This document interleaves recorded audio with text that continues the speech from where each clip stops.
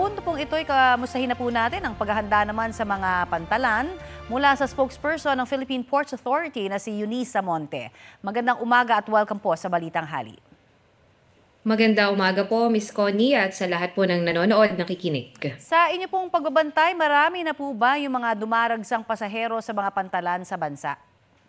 Sa ngayon po, no, we're expecting mas marami po yung this year kumpara sa nakaraang taon. We're expecting 2.2 million passengers kumpara po sa 1.9 million passengers last year. Bunsod na rin po ito ng mas maaga pong suspension ng mga klase ng mga mag-aaral at meron din po tayo ngayong mas mahabang holiday dahil po tumapat ng 31 yung Friday. So mas marami po tayo ine-expect pagdating po ng Thursday at Friday. At fully booked na rin ho ba yung mga biyahe daw ng mga barko naman? At syempre marami hong mag-uuwian eh.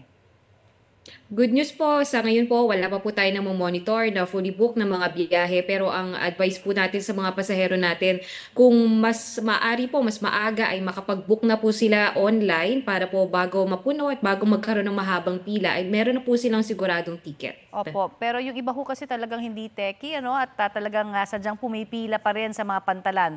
Mahaba na ho ba yung pila as we speak, ma'am? As we speak po, hindi pa po gaanong kahaba yung pila. And kahapon din po, nag-inspeksyon si Secretary of Transportation at si PPA General Manager Jason Tiago sa pantalan po ng Batangas na isa sa may pinakamalaking passenger terminal. Hindi pa po gaanong karami yung mga tao dyan. Pero in-expect po natin, madadagdagan yan ng Thursday and Friday at magkakaroon pa po tayo ng mga additional passengers. Bagamat sabi nyo nga po kanina, hindi po gaanong techy yung iba nating mga kababayan, maaari po silang bumili ng ticket dito po mismo sa ticketing booth sa ating mga pantalan. Alright. At may sapat ho tayong mga masasakyan naman, bilang ho ng mga masasakyan.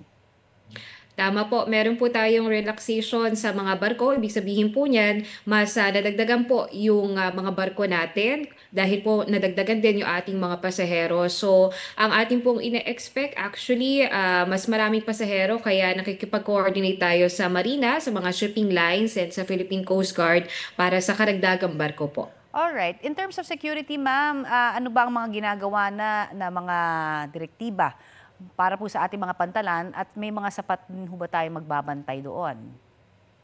In terms of security po, meron po tayong port police na roving po sa ating mga pantalan nationwide, Luzon, Visayas, Mindanao, around more or less 3,000 security forces po yan.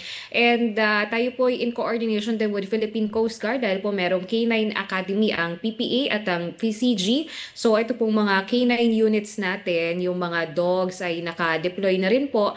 At meron din po tayong mga body-worn cameras at pati na rin po yung ating mga security po mismo dun sa mga gate at sa mga pantalan. At huling paalala na lamang ng mga bawal dalhin. Kasi yan ho ang parating nagiging sanhi ng pagkaroon ng aberya minsan sa mga pasahero.